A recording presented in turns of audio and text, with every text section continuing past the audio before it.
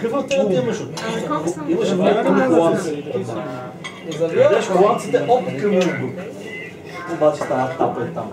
Веднага изчисли. Точно запали най-накрая ли? Селище на избор. Всаки се включи да се става. Да, е станало закона. Да, Боре. Да, Номер едно е. Маджо е номер едно. прекрасно за... Чакай, хвалока. Ама не уточня в какво. България съм си намерил на БМВ. Айде. Да остане за поколенията. Доволен ли си? Мерси за комплимента. Радвай се, защото няма да е много дълго това. Няма да е много. Агонията се удължи с някой друг месец. Аз една година изтраях, че още 5-6 месеца.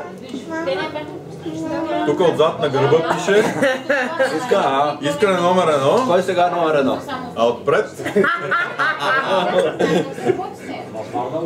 Значи на следващия събор там, дали ще е край на годината или до година. Ти направи. Ей с тази фанелка ще се облеча. Сигурно ли ме оставя? С тази фанелка ще се облеча и с тази фанелка ще го разкъсвам, виж? Що можеш, няма проблем, бе. Аз съм за. И сега имай предвид, че Няма съм още. свързал с човека да прави фанелки, така че по всяко време...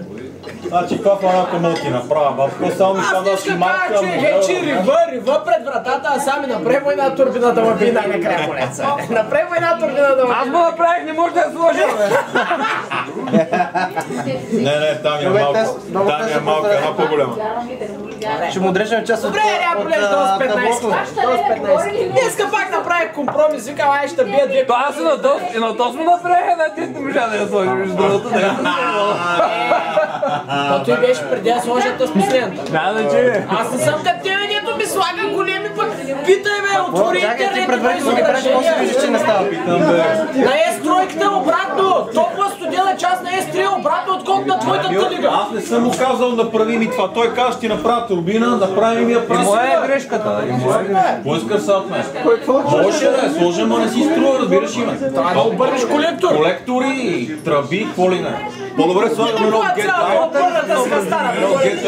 GT 25-та серия и да приключваме. Тук че слагам...